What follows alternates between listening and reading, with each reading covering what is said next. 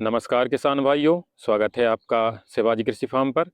किसान भाइयों, आज हमारे सोयाबीन की अवस्था 39 दिन की हो चुकी है और फूल की अवस्था पर हमने जो स्प्रे किया था उस स्प्रे को किए हुए लगभग आज 5 दिन का समय हो चुका है। तो 39 दिन पर यदि सोयाबीन की अवस्था की बात करें तो इस प्रकार से आप देख सकते हैं, बहुत ही शानदार फ्लावरिंग हमारे सोयाबीन में चल रही है। और इस प्रकार से देख सकते हैं आप, एक जगह ही नहीं, आप कहीं भी देखेंगे इस प्रकार की जो फ्लावरिंग है हमारे, काफ़ी शानदार जो फ्लावरिंग है हमारे सोयाबीन में चल रही है। कहीं पर भी आप चलकर देखेंगे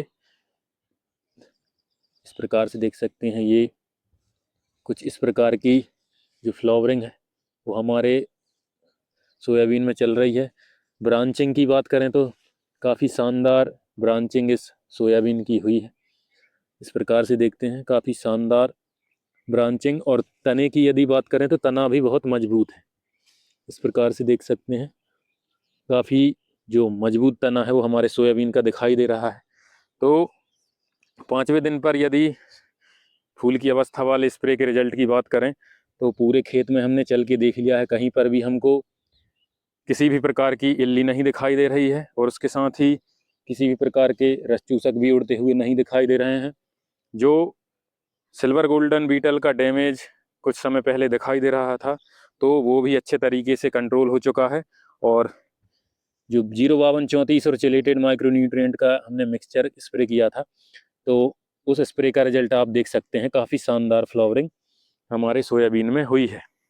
इसमें तने की मजबूत होने और शानदार फ्लावरिंग के जो इसमें जो हम मुख्य कारण मानते हैं, तो हमने हमारे सोयाबीन की स्पेसिंग रखी है 18 इंच पर। हमने सोयाबीन की कतार से कतार की दूरी रखी है। वैसे तो आप 12 से 14 इंच यदि सोयाबीन की कतार से कतार की दूरी रखेंगे तो आपको काफ़ी शानदार रिजल्ट मिलेगा। और जो अभी हमारे सोयाबीन में आपको गैप दिखाई दे रहे हैं, इस प्रकार के गैप भी नहीं दिखाई देंगे। लेकिन जैसा कि पिछले वीडियोस में बता चुका हूं कि हमारे यहाँ 12 से 14 इंच पर बोनी करने के लिए किसी भी प्रकार के साधन उपलब्ध नहीं है, तो हमने 18 इंच पर सोयाबीन की बोनी करी थी। लेकिन जो हमने इसमें 18 इंच लाइन से लाइन की दूरी रखी है, उसके बाद हमने 16वें दिन पर इसमें खरपतवार नाशक और रस चूसक कीटों के लिए स्प्रे किया। फिर उसके बाद लगभग 10 से 11 दिन बाद दूसरा स्प्रे लिया और उसके बाद हमने इसमें 24 दिन की अवस्था पर डोराकुल्पा चलवाया। और उसके बाद फूल की अवस्था से पहले जो हमने इसमें स्प्रे किया, तो इस कारण से जो हमारे सोयाबीन की जो ग्रोथ है, ग्रोथ भी शानदार है, फ्लावरिंग शानदार हुई है। और उसके साथ ही जो सोयाबीन का तना है, काफ़ी मजबूत तना हमारे सोयाबीन का बना है। तो लाइन से लाइन की दूरी पर्याप्त रखने पर आपके पौधों को पर्याप्त सूर्य का प्रकाश और हवा मिलती है। पोषक तत्वों का अवशोषण भी अच्छे तरीके से होता है, क्योंकि पौधे की जो जड़ें हैं वो काफ़ी शानदार तरीके से फैलती हैं। लाइन से लाइन की दूरी अच्छे तरीके से रखने पर इस प्रकार के आपको फ़ायदे देखने को मिले। और यहाँ पर एक चीज़ और दिखाई दे रही, जहाँ पर जैसे कि पिछले वीडियो में मैंने आपको बताया था कि कहीं कहीं पर हमारे पौधे का जर्मिनेशन लेट हुआ है, तो वहाँ पर जो फ्लावरिंग है कुछ इस प्रकार से देख सकते हैं। यहाँ पर फ्लावरिंग कम है, लेकिन जिस पौधे का जर्मिनेशन आगे हो गया था उसमें इस प्रकार की पीक फ्लावरिंग दिखाई दे रही है।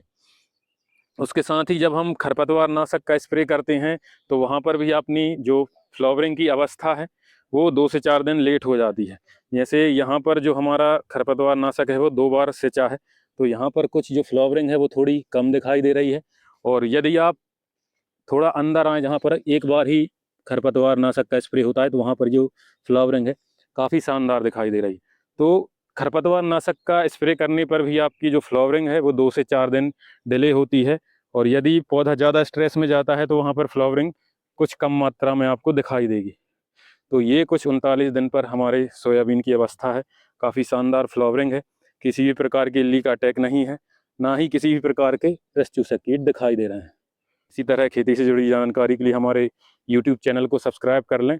और यदि आप ये वीडियो फेसबुक पर देख रहे हैं तो हमारे फेसबुक पेज को भी फॉलो कर लें। धन्यवाद।